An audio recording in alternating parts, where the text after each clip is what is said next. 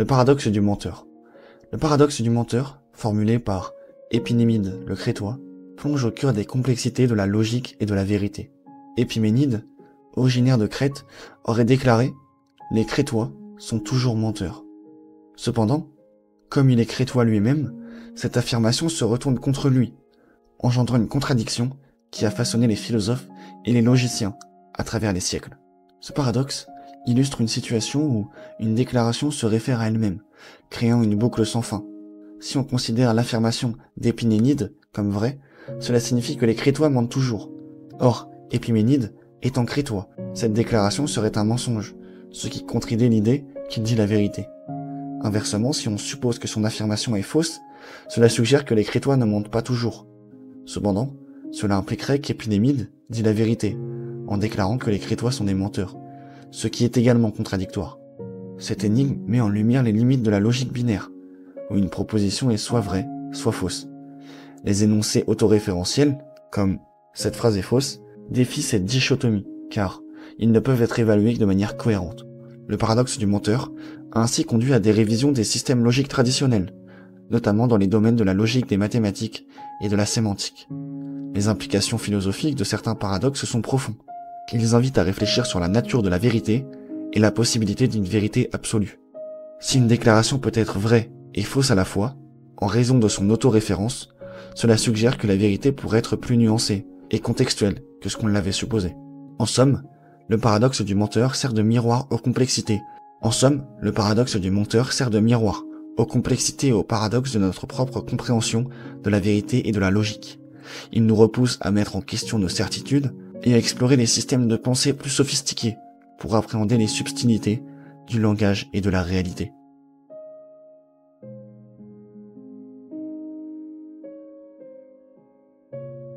Sommes-nous bons ou mauvais par nature? La question de la nature humaine, à savoir si l'homme est intrinsèquement bon ou mauvais, a traversé les siècles et nourrit les débats philosophiques. Cette interrogation invite à explorer les fondements de notre moralité et à comprendre les influences qui façonnent notre comportement. Jean-Jacques Rousseau, philosophe du XVIIIe siècle, proposait une vision selon laquelle l'homme n'est naturellement bon, mais que c'est la société qui le corrompt. Dans son ouvrage « Du contrat social », il avance que l'homme, à l'état de nature, est guidé par la pitié et l'amour-propre, des sentiments qui le poussent à rechercher son bien-être, sans nuire aux autres. Cependant, avec l'émergence de la civilisation, des institutions et des inégalités sociales, l'homme s'éloigne de sa bonté originelle, en adoptant des comportements égoïstes et compétitifs. À l'opposé, Thomas Hobbes, philosophe anglais du XVIIe siècle, soutenait que l'homme est naturellement égoïste et que sans une autorité centrale forte, la vie serait solitaire, pauvre, désagréable, brutale et courte. Selon Hobbes, pour éviter le chaos, les individus doivent céder une partie de leur liberté à un souverain, établissant ainsi un contrat social qui garantit la sécurité de l'ordre. La distinction entre nature et culture est essentielle pour comprendre la nature humaine.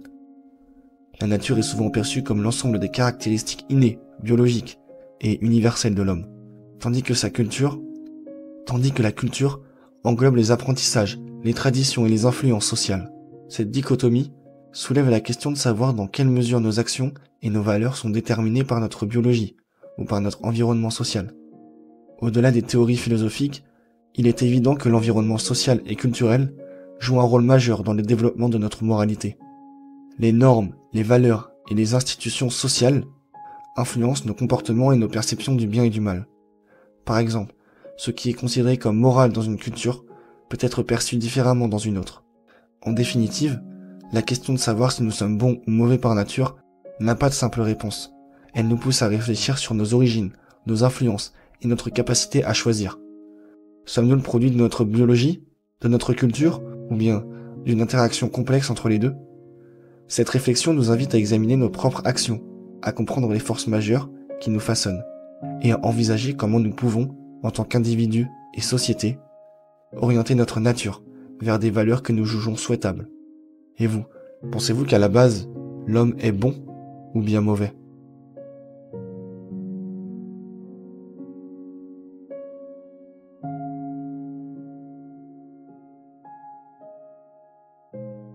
Peut-on être heureux sans amour?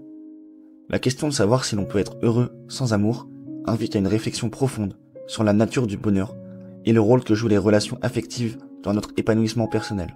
Le philosophe helléniste Barbara Cassin, récemment élue à l'Académie française, offre une perspective intéressante sur ce sujet.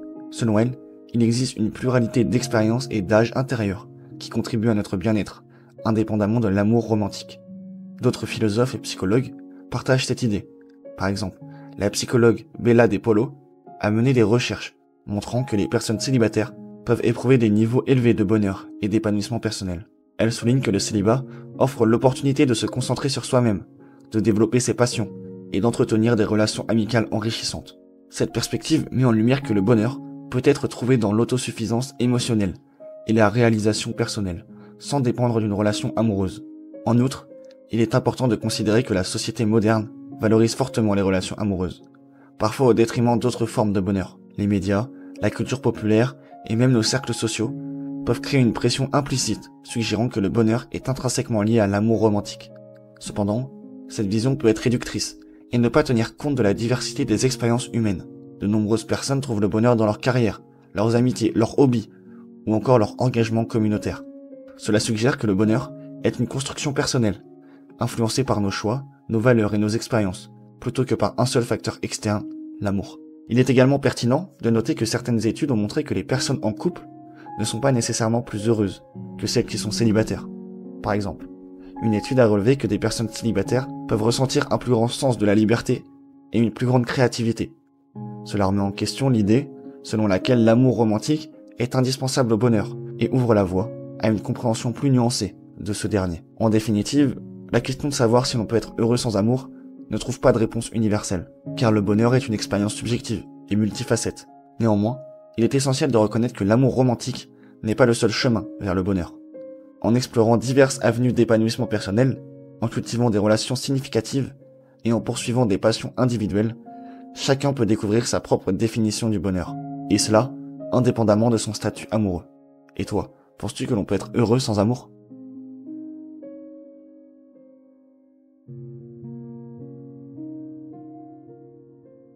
Une machine consciente est-elle vraiment consciente ? Le problème de zombie philosophique est une expérience de pensée qui interroge la nature de la conscience et la possibilité qu'une entité puisse imiter parfaitement le comportement humain sans posséder de conscience subjective. Cette notion a été développée par le philosophe australien David Chalmers dans les années 1990 pour mettre en lumière les défis liés à l'explication de la conscience dans le cadre physicalisme. Imaginons un être identique à nous sur le plan physique et comportemental, réagissant aux stimuli de la même manière, mais dépourvu de toute expérience consciente. Cet être, que l'on pourrait appeler zombie philosophique, se comporterait comme nous, discuterait de divers sujets, exprimerait ses émotions mais n'éprouverait aucune sensation subjective. Il n'y aurait pour lui aucune expérience intérieure de la douleur, de la couleur ou de toute autre perception sensorielle. Cette idée soulève la question suivante. Si une entité peut stimuler tous les aspects du comportement humain, sans conscience subjective, qu'est-ce qui distingue réellement les êtres conscients des machines ou systèmes non conscients qui imitent ce comportement? En d'autres termes, la simple reproduction de réponses comportementales humaines suffit-elle à qualifier une entité de consciente? Ou est-il nécessaire qu'elle ait des expériences subjectives internes? Le problème du zombie philosophique met en évidence la difficulté de concilier la conscience avec une explication entièrement physique du monde. Il suggère que même si nous pouvions reproduire tous les aspects observables du comportement humain à l'aide de machines ou de systèmes artificiels, cela ne garantirait pas la présence de conscience subjective. Ainsi, la conscience pourrait être considérée comme une propriété émergente, qui ne résulte pas uniquement des processus physiques observables. Cette réflexion invite à distinguer entre l'intelligence fonctionnelle et l'expérience subjective. Une machine pourrait être conçue pour effectuer des tâches complexes et réagir de manière appropriée à divers stimuli sans jamais avoir de ressenti intérieur. Cela amène à se questionner sur la nature même de l'intelligence et sur les critères qui définissent la conscience. En somme, le problème du zombie philosophique nous pousse à réfléchir sur les limites des explications physiques de la conscience et à considérer la possibilité que la conscience implique des aspects non réductibles au seul processus physique. Il nous invite à explorer des théories qui reconnaissent la singularité de l'expérience. Penses-tu qu'on peut qualifier une machine de consciente? Et sinon, un jour, penses-tu qu'on pourra le faire?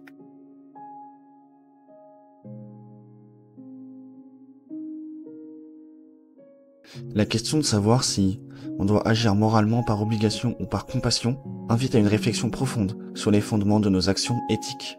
D'un côté, certains philosophes comme Emmanuel Kant soutiennent que la moralité découle du devoir, c'est-à-dire l'obligation d'agir. De l'autre, des penseurs tels que Arthur Schopenhauer plaident que la compassion est une forme d'empathie envers la souffrance d'autrui. Kant introduit le concept d'impératif catégorique, selon lequel une action est moralement valable que si elle peut être universalisée, c'est-à-dire si la maxime qui la guide peut être adoptée par tous sans contradiction. Pour Kant, agir moralement signifie accomplir son devoir par respect pour la loi morale, indépendamment des inclinaisons personnelles ou des conséquences. Ainsi, même si on n'éprouve pas de sympathie particulière pour une personne, l'obligation morale de l'aider en cas de besoin demeure. Cependant, cette perspective kantienne a été critiquée par Schopenhauer qui considère que la morale ne peut pas être fondée sur des principes abstraits ou universels. Selon lui, la moralité doit s'adapter à la situation particulière de chacun. Schopenhauer affirme que la véritable base de la morale est la compassion. Cette capacité à ressentir la souffrance d'autrui, à être motivé, à y répondre. Pour lui, l'action morale découle d'une reconnaissance intuitive de la souffrance et des autres, ce qui nous pousse à les aider sans attendre de récompense. Cette opposition entre éthique du devoir et éthique de la compassion soulève des questions universelles sur la nature de nos actions morales. Agissons-nous moralement parce que nous reconnaissons une obligation universelle qui transcende nos sentiments personnels, ou est-ce que c'est notre capacité à ressentir et à comprendre la douleur d'autrui qui nous pousse à agir de la manière éthique? La réponse à cette question influence non seulement notre conception de la moralité, mais aussi la manière dont nous structurons nos sociétés et nos systèmes juridiques. En définitive, cette réflexion nous invite à examiner nos propres motivations et à considérer si nos actions sont guidées ou non par un sens du devoir impersonnel. Peut-être que la véritable moralité réside dans un équilibre entre ces deux approches, intégrant à la fois reconnaissance de principes universels et compréhension d'expériences individuelles. Alors, doit-on agir moralement ou bien par compassion?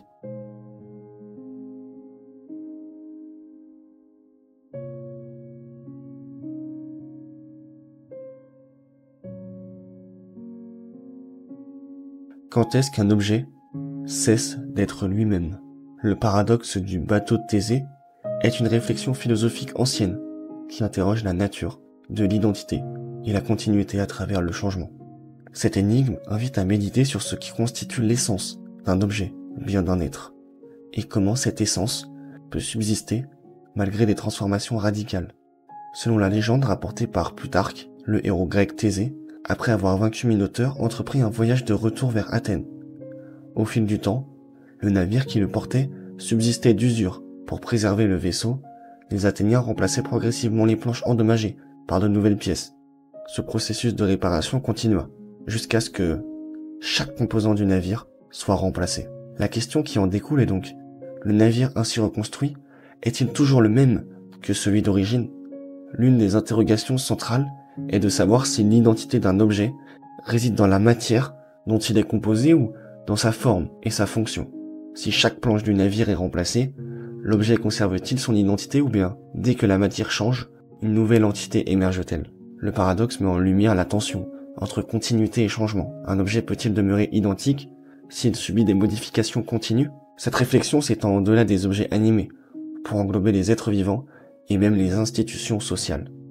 Ce dilemme s'applique également à la notion d'identité personnelle. À mesure que notre corps et notre esprit évoluent, restons-nous fondamentalement les mêmes individus? Les changements physiques, cognitifs et émotionnels affectent-ils notre essence? Le paradoxe du bateau de Thésée trouve des échos dans divers domaines modernes. Dans la biotechnologie et la médecine, les avancées médicales permettent de remplacer des organes ou des tissus humains. Sommes-nous toujours les mêmes avec le poumon de quelqu'un d'autre? De même pour les technologies et les objets numériques. Le paradoxe du bateau de Thésée ne cherche pas une réponse définitive, mais invite chacun à réfléchir sur la nature de l'identité, mais sur ce qui définit réellement un objet ou un individu à travers le temps. Est-ce que c'est la constance de la matière, la préservation de la forme, la continuité de la fonction ou bien une combinaison de ces éléments qui fait qu'un objet reste le même? Et pour vous, quand est-ce qu'un objet cesse d'être lui-même?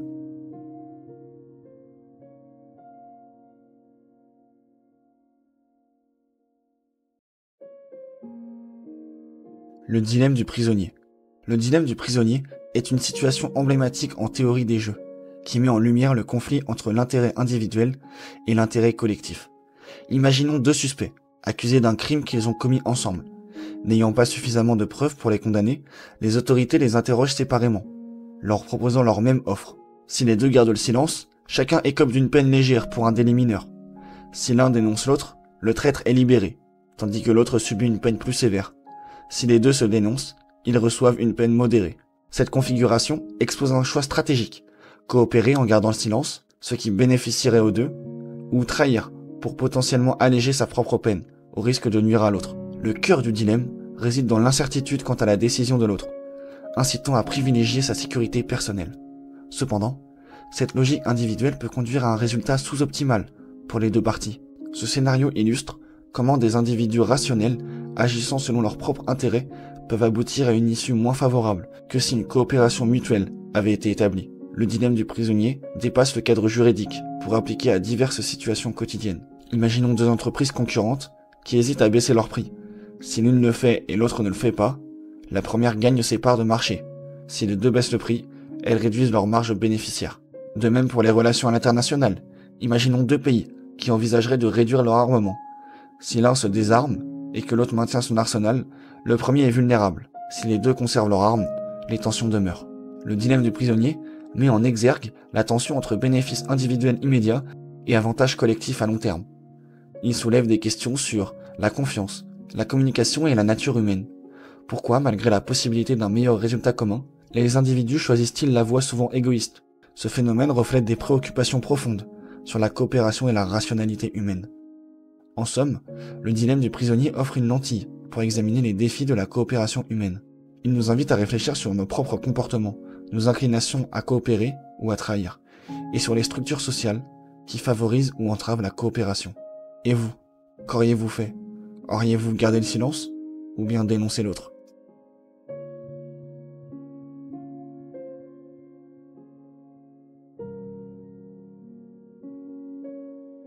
Le dilemme du tramway.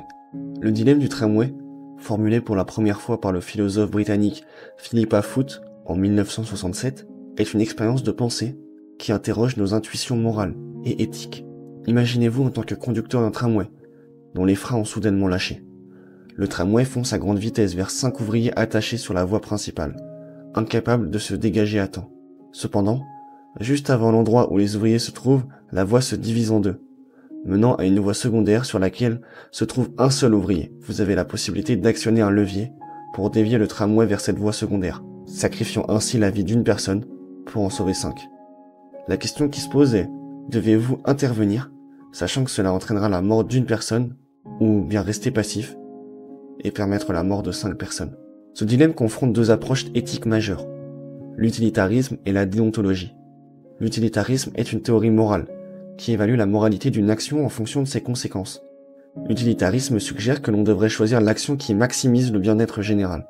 Dans ce cas, cela signifierait sacrifier une personne pour en sauver 5, car cela minimiserait le nombre de morts totales. En revanche, la déontologie, qui se concentre sur les devoirs et les principes moraux, indépendamment des conséquences, pourrait interdire une telle action. Causer délibérément la mort d'une personne est immoral, même si cela conduit à un meilleur résultat global. Pour approfondir la réflexion, des variantes du dilemme ont été proposées. Par exemple, dans la version de l'homme corpulent, imaginée par Judith Jeavis Thompson, vous vous trouvez sur un pont, surplombant les rails, aux côtés d'un homme corpulent. En le poussant sur les rails, son corps arrêterait le tramway, sauvant ainsi les 5 ouvriers. Cette situation implique une action directe de votre part, soulevant des questions sur la moralité de l'utilisation d'une personne, comme moyen pour atteindre un bien supérieur. Ces variations du dilemme du tramway illustrent la complexité des décisions morales que nous pouvons être amenés à prendre. Elles mettent en lumière les tensions entre différentes théories éthiques et reflètent les dilemmes auxquels nous sommes confrontés dans la vie réelle, où les choix ne sont pas toujours clairs et les conséquences imprévisibles. En explorant ces scénarios, nous sommes invités à réfléchir sur nos propres valeurs, à examiner les principes qui guident nos décisions et à reconnaître que souvent, il n'existe pas de réponse simple aux questions morales complexes. Et vous, si vous étiez conducteur de ce tramway, vous sauveriez une personne ou bien les 5?